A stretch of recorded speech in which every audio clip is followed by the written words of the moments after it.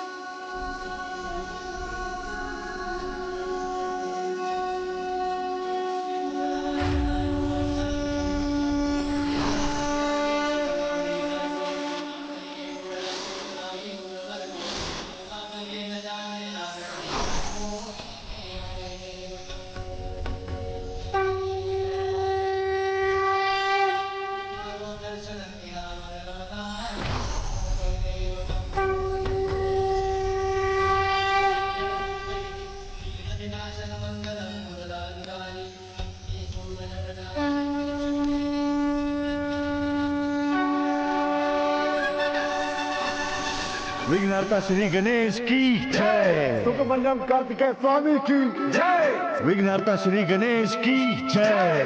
सुब्रमण्यम कार्तिकेय स्वामी की जय।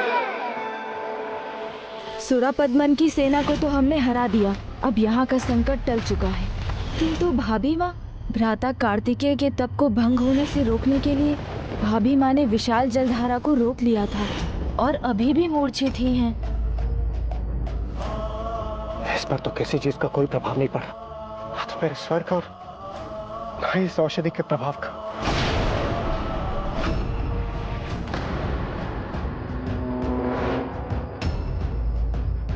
सूर्योदय के होते देव सेनापति कुमार कार्तिकेय का छठे दिन का व्रत पूर्ण हो जाएगा।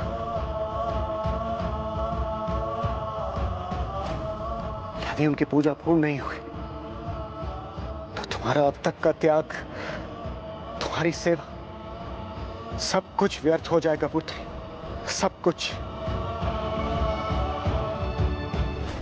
जयंत, हमें शीघ्र यहाँ से प्रस्थान करना चाहिए, हम और विलंब नहीं कर सकते। नहीं,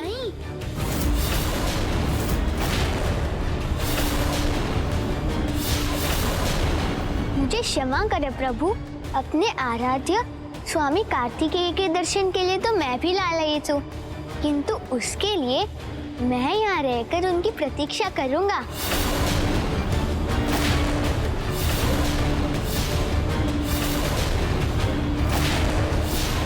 मेरे प्रभु स्वयं यहाँ आकर मेरी रक्षा करेंगे, मैं यहाँ से कहीं नहीं जाऊँगा।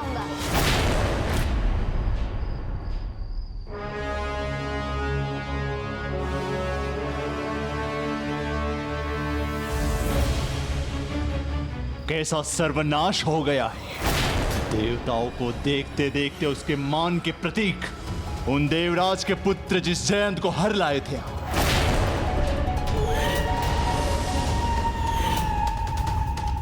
वो हमारी आंखों में धूल झोंक के चला गया, मुक्त हो गया हमारे बंधन से, और पीछे छोड़ गया तो बस हमारे अपमान के प्रतीक ये भस्म।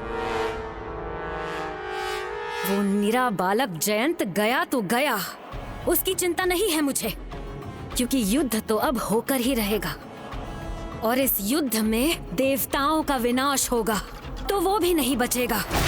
किंतु विजय, विजय चाहिए मुझे, बस उसी की चिंता करो पुत्र। विजय की चिंता वो करे मां जो सामर्थ्यहीन है, हमें क्या चिंता। हमारे पास तो सभी देव अस्त्र हैं, असुर अस्त्र हैं, मायावी अस्त्र हैं, और क्या है उस बालक कार्तिकेय के पास? क्या योग्यता है उसकी?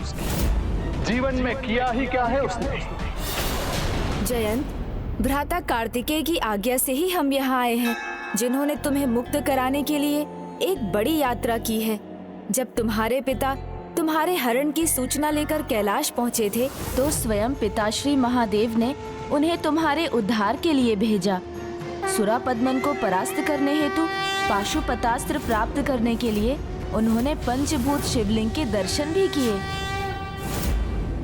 ना वो बालक इतना समर्थ है, ना उसके अस्त्र शस्त्र इतने शक्तिशाली कि वो युद्ध में हमें पराजित कर सके।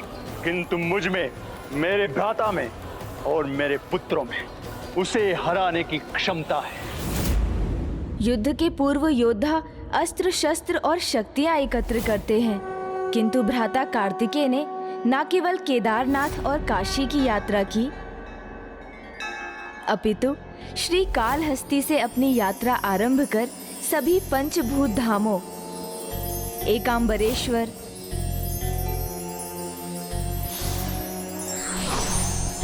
अरुणाचलेश्वर,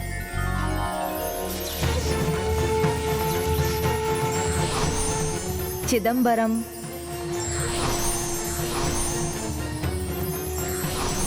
और तिरुचिरापल्ली की यात्रा कर प्रभु महादेव के पंचभूत स्वरूपों का आशीष प्राप्त किया और अपनी ये यात्रा संपन्न की।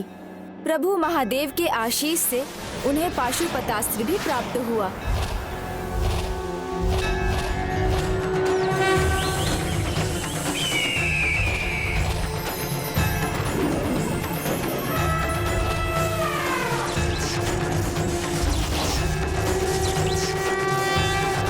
और अब उसके प्रयोग करने की क्षमता पाने के लिए वो 6 दिन के संयम व्रत में है। कोई भी दैविक अस्त्र शस्त्र क्यों न ले आए वो कार्तिकेय, किंतु मेरे पुत्रों, तुम्हारे पास तो वो कवच है जो बड़े से बड़े अस्त्र को रोक सकता है। मैं और मेरी माया है तुम्हारे पास, जिससे तुम्हें हमारे पराजय का प्रतिशोध लेने की शक्ति प्राप्त होगी। और अपने 6 दिनों के संयम व्रत को पूर्ण करने के बाद वो तुम्हें देखेंगे जयंत, तो उन्हें अपार प्रसन्नता होगी, क्योंकि ये सब उन्होंने तुम्हें सुरापद्मन के बंधन से मुक्त कराने के लिए ही तो किया। इसलिए विलंब मत करो, चलो हमारे साथ। यदि ऐसा है प्रभु, तो मेरी प्रतीक्षा तो अब शीघ्र ही समाप्त होगी, इसलिए अभी मेरा जाना तो और भी अनुचित होगा।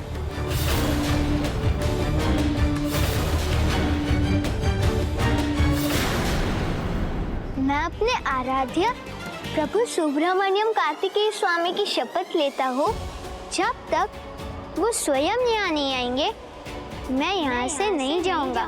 जब तक वो स्वयं यहाँ नहीं आएंगे, मैं यहाँ से नहीं जाऊँगा।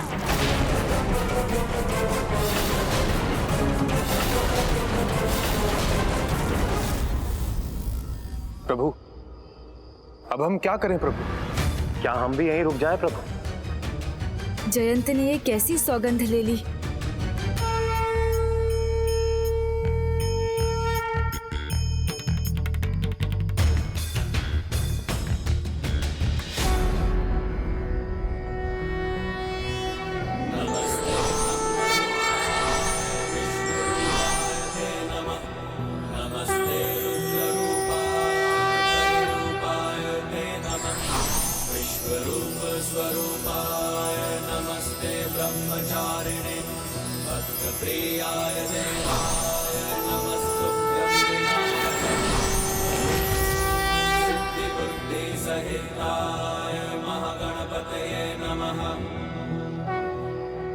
प्रणाम प्रभु महागणाधिपति जी।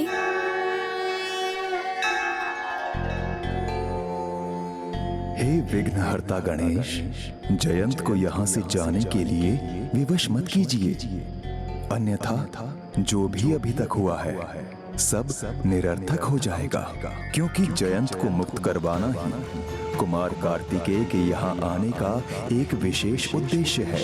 देवराज इंद्र का वचन स्मरण है ना आपको? मैं देवराज इंद्र ये घोषणा करता हूँ, जो भी महापराक्रमी योद्धा मेरे पुत्र को मेरे पास वापस लाएगा, मैं उसे अपनी पुत्री देवसेना के योग्य समझकर अपनी पुत्री का विवाह उससे करवाऊंगा। यही नियति है कि कुमार कार्तिकेय खुद यहाँ आकर धर्म की स्थापना करें। इसलिए इन घटनाओं का संबंध कुमार कार्तिकेय के विवाह से भी है, ये मत भूलिए आप। हाँ, उचित ही तो है। यदि जयंत आज हमारे साथ यहाँ से चला गया तो भाभी माँ देवसेना और भ्राता कार्तिकेय के विवाह का संयोग कैसे बनेगा?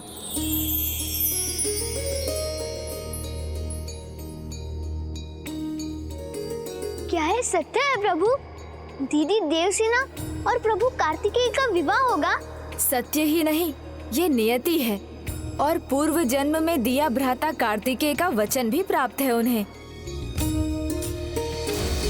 मैं आपको वचन देता हूँ, अगले जन्म में मैं आपसे विवाह अवश्य करूंगा। वीर बाहूजी भाभी माँ देवसेना को उनकी सुरक्षा के लिए कैलाश ले गए और वहाँ माँ ने उन्हें भ्राता कार्तिकेय से विवाह का आशीर्वाद दिया। सदा खुश रहो पुत्री। तुम्हारा भावी पति यात्रा पर है और तुम उससे भेंट करना चाहती हो, तो मैं तुम्हें इसकी अनुमति देती हूँ। फिर उन्होंने भी भ्राता के समान पंचभूतों की यात्रा संपन्न की।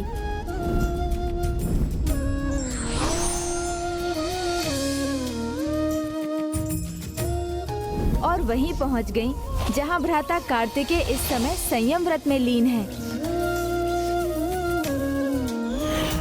अर्थात दीदी और प्रभु दोनों का दिव्य मिलन होगा, उनका विवाह होगा, तब तो मेरी प्रतीक्षा सार्थक है। हाँ जयंत, किंतु मुझे ऐसा आभास हो रहा है जैसे तुम्हारी दीदी किसी संकट में है। पुत्री, उठो पुत्री। प्रभु, तो आपसे मेरी विनती है, शीघ्र जाकर मेरी दीदी की सहायता कीजिए, मेरी चिंता त्याग दीजिए। उन्होंने अब तक मेरी रक्षा की है। प्रभु कार्तिकेय मेरा कोई अहित नहीं होने देंगे, वो मेरी रक्षा करने अवश्य आएंगे। धन्य हो तुम जयंत, धन्य है तुम्हारी अटूट भक्ति। अपने आराध्य में ऐसा अटूट विश्वास और भक्ति की सच्ची निष्ठा ही भगवान की भी शक्ति बनती है और अधर्म पर धर्म की विजय का कारण भी। विघ्नहर्ता गणेश जी, यदि पुत्र जयंत यहाँ रुकेगा तो हम उसे यहाँ अकेला छोड़कर कैसे जा सकते हैं? नहीं वायुदेव, मैं अकेला कहाँ हूँ, मेरे साथ तो स्वयं मेरे प्रभु सुब्रमण्यम कार्तिकेय स्वामी सदा रहते हैं। और यदि आप अभी नहीं जाएंगे तो प्रभु की सेना में उनके सहायक कैसे बनेंगे? ये प्रश्न तो मेरे प्रभु की प्रभुता का है। उन्हें अपनी भक्ति रक्षा करने आना ही होगा।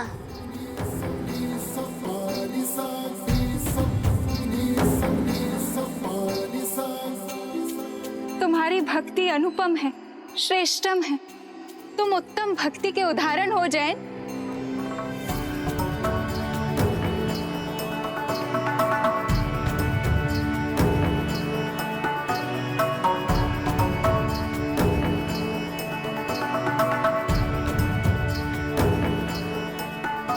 आप सभी को मेरा प्रणाम।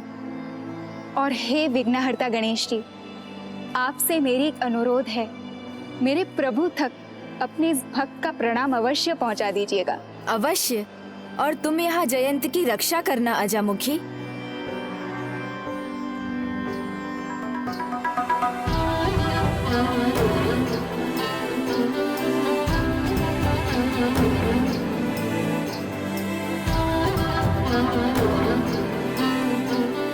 अब तुम मेरे निकट रहोगे जयंत, मेरे साथ ही चलोगे। चलो। नहीं अजामुखी जी, हमारे मार्ग अलग है। तुम समझते क्यों नहीं हो जयंत? तुम इस प्रकार यहाँ किसी को दिखाई दिए तो इस बार ऐसे भयंकर कारागार में डालेंगे तुम्हें कि किसी का तुम्हारे निकट पहुँचना असंभव ही हो जाएगा। जब प्रभु की भक्ति साथ है तो चिंता किस बात की? बस आप भी प्रभु भक्ति में लीन रहिए और चिंता मुक्त रहिए।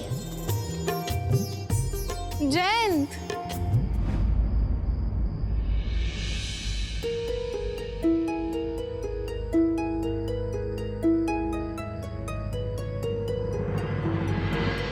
सूर्योदय हो रहा है और पुत्री देवसेना अभी भी मूर्छित है।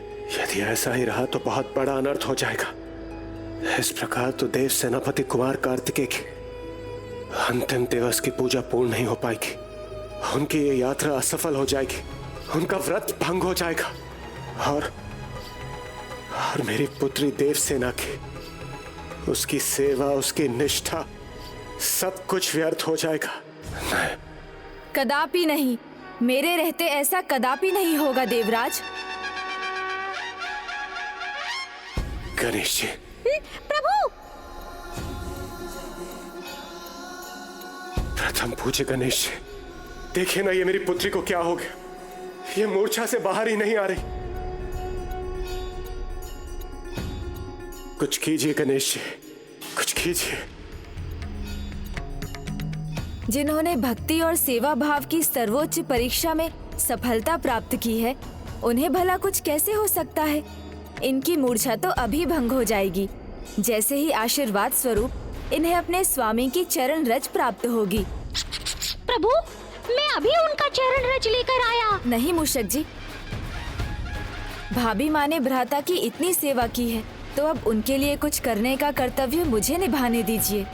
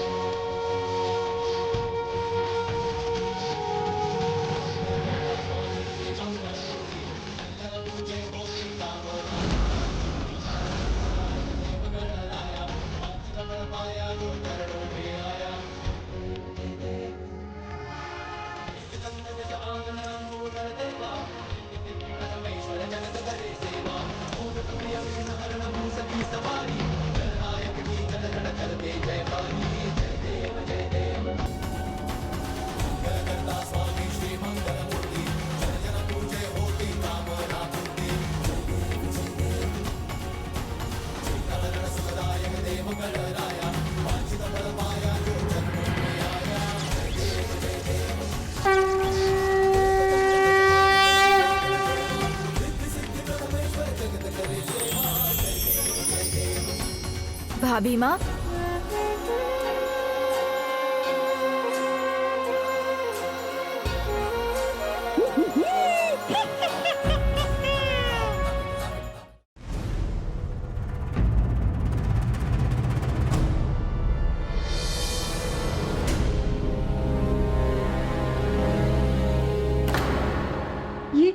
ये मैं यहाँ क्यों हूँ? सूर्योदय हो गया, अर्थात पूजा का समय हो गया, तो मुझसे ये चूक कैसे हो रही है? मुझे विलंब क्यों हो रहा है?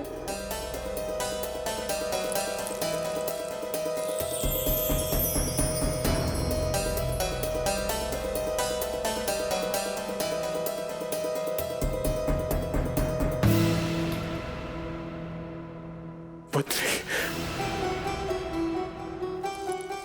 देवसेना, पुत्री, पुत्री।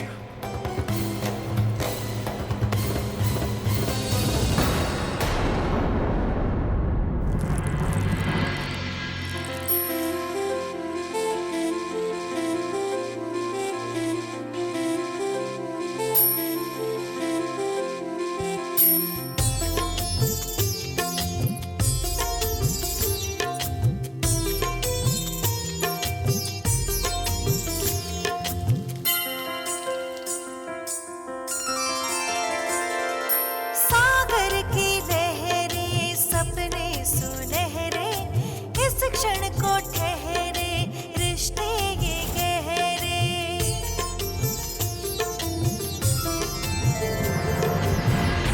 भाभी माँ की भक्ति, उनकी निष्ठा अनुपम है। अभी मूर्छित अवस्था से उठने पर भी, पूर्ण रूप से कुशल ना होने पर भी, सर्वप्रथम उनके मन में एकमात्र पूजा संपन्न करने का ही विचार है।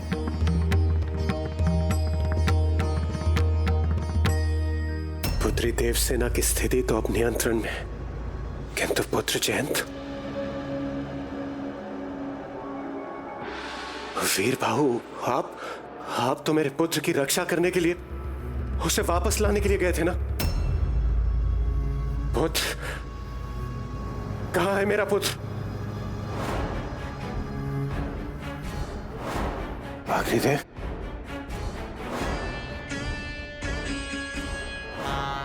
वायुदेव, यदि आप सभी देवगण यहाँ हैं और सुरक्षित हैं तो फिर मेरा पुत्र जयंत कहाँ है? उत्तर दीजिए देवगण, कहाँ है मेरा पुत्र? वहां तो स्वयं प्रभु कार्तिकेय की भक्ति में रम गए हैं, इसलिए उनकी तो कदापि चिंता ना करेंगे देव। आपकी पुत्री के समान वो भी परम भक्त है और अपनी भक्ति को सिद्ध करने के लिए उसने वहीं रुकने का चुनाव किया है। ये सब उस बालक जयंत के कारण हुआ है। यदि वो फिर मेरे सामने आए तो उसे कीट के समान मसल के रख दूंगा। प्रभु सुब्रमण्यम कार्तिकेय स्वामी की जय। विघ्नहर्ता श्री गणेश की जय। प्रभु सुब्रमण्यम कार्तिकेय स्वामी की जय।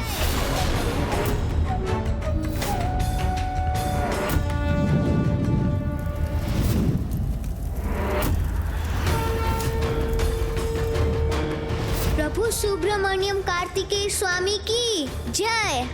विघ्नहर्ता श्री गणेश की जय। तुम यहाँ?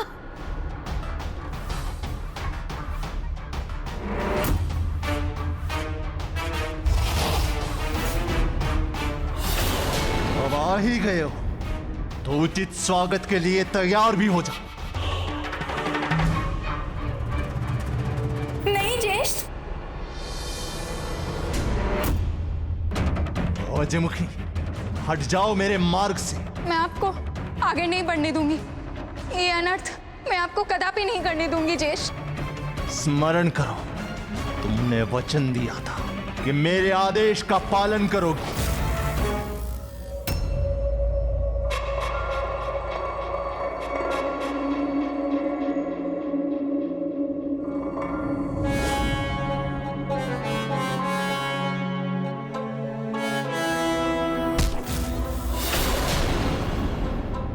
दंड बालक, यहां पे लौटने का दुस्साहस कैसे किया? उत्तर दो मुझे।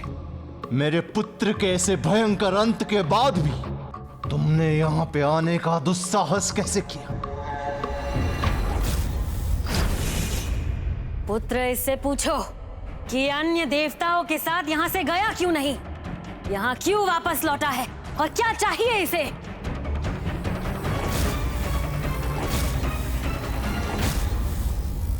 कदाचित इसका प्रभु इससे तनिक भी स्नेह नहीं करता, इसकी मृत्यु चाहता है, इसीलिए इसे यहाँ छोड़ गए। नहीं, उन्होंने नहीं छोड़ा मुझे। यहाँ रुकने का चुनाव स्वयं मैंने किया है, ये प्रमाणित करने के लिए कि मेरे प्रभु को मुझसे कितना स्नेह है। क्योंकि मुझे विश्वास है कि यहाँ महेंद्रपुरी में धर्म की शक्ति को स्थापित करने तथा अधर्म का नाश करने और मुझे यहाँ से मुक्त कराने स्वयं मेरे प्रभु सुब्रमण्यम कार्तिकेय स्वामी विघ्नहर्ता श्री गणेश के साथ शीघ्र यहाँ आएंगे। वो बालक आएगा यहाँ? और क्या कहा तुमने? किसके साथ आएगा? उनके भ्राता गजानन श्री गणेश जी के साथ। तुम्हारा अर्थ ये है कि वो लंबी सूंड वाला, बड़े पेट वाला, जिनकी आंखें भी छोटी हैं और जिनका कद भी छोटा है, किंतु कान और मस्तक आवश्यकता से भी अधिक बड़ा, वो यहाँ पे आएगा।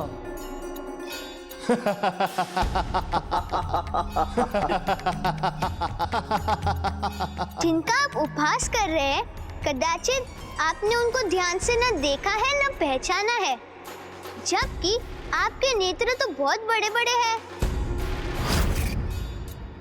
जिनके शरीर को आप परिहास का पात्र बना रहे हैं, स्वयं उन्होंने अपनी माता को अपने रूप का अर्थ समझाया था। जिनके नेत्रों को आप छोटा बता रहे हैं, उन्होंने अपने नेत्रों के महत्व को समझाते हुए कहा था। मेरे ये नेत्र तो बड़े ही अद्भुत हैं। इनसे मैं सब कुछ बड़ी सूक्ष्मता से देख पाता हूँ। इसलिए अब मेरे लिए सत्य और असत्य का भेद करना बहुत ही सरल हो गया है, क्योंकि मेरे ये गज नेत्र तो सूक्ष्मता के प्रतीक हैं। कदाचित उनके मस्तक पर अंकित दिव्य त्रिशूल को भी आपने नहीं देखा। नहीं तो आप समझ जाते कि समय की धारा के तीनों भाग, भूत, वर्तमान, भविष्य, तीनों के वो स्वामी हैं। बालक, देखा नहीं उन्हें? तो उनकी महिमा सुन तो लीजिए।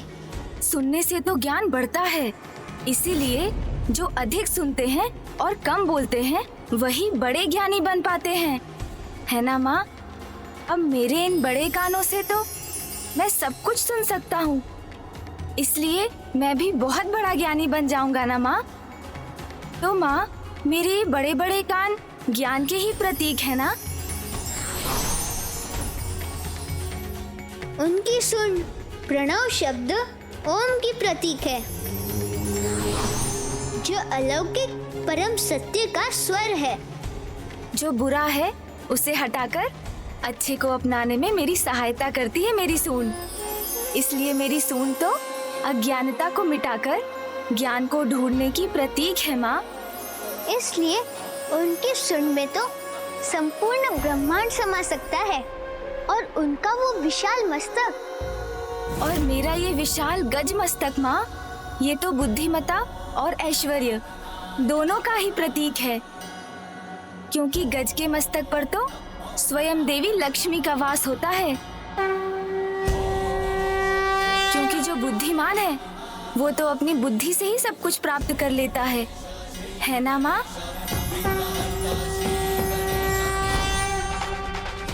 उनकी चतुर्भुजाई, मनसा, बुद्धि, अहंकार, चित्त रूपी सूक्ष्म गुणों की और उनकी परम पवित्र चेतना के साथ इन गुणों को हमारे भीतर जागृत करने का माध्यम है।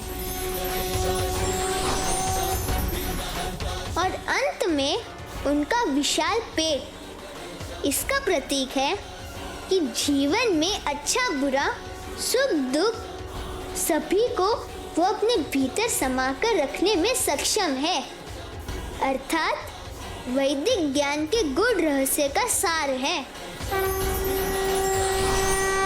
और उनके छोटे छोटे पद शुभता के प्रतीक है। जहाँ उनका आगमन होता है वहीं शुभता का विस्तार होता है।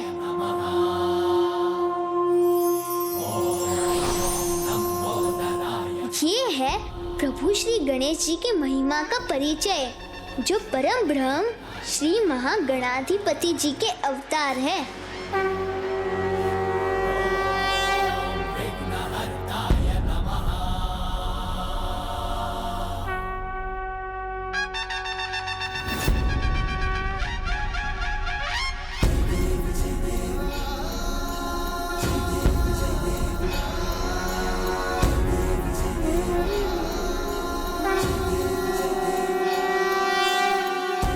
ऐसी है उनकी अद्भुत स्वरूप की सुंदरता।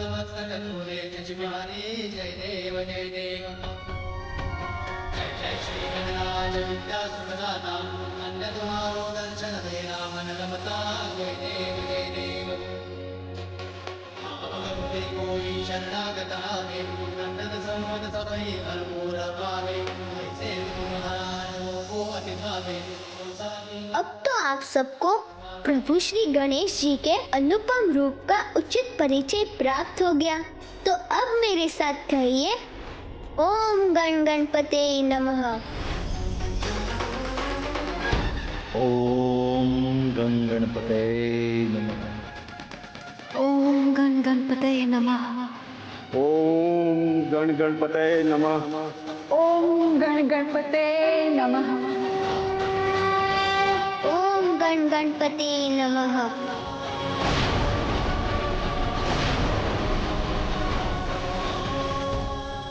ओम गण गणपते नमः। ओम गण गणपते नमः।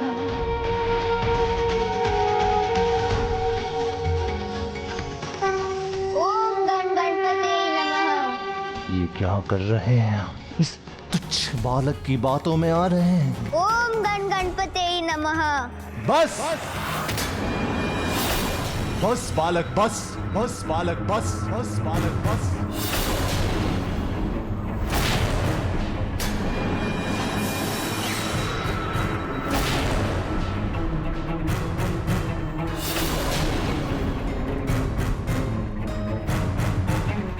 तुम कहते हो कि परम ब्रह्म है वो जिनके ऊपर संपूर्ण संसार का भार है, तो क्या उनके पास इतना समय है कि तुम्हारे जैसे तुच्छ कीट की प्रार्थना सुनकर, तुम्हारी पुकार सुनकर तुम्हारी रक्षा करने के लिए आएंगे?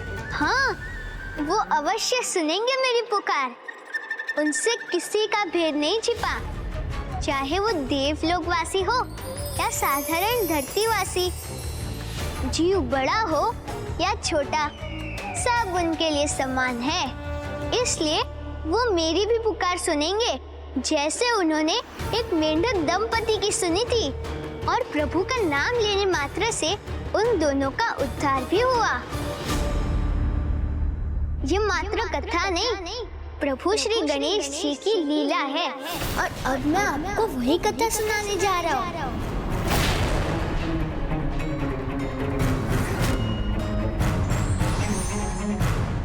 धर्म की स्थापना और अधर्म के नाश के लिए निराश हुए बिना प्रयत्नशील रहने से ही उचित परिणाम प्राप्त होता है।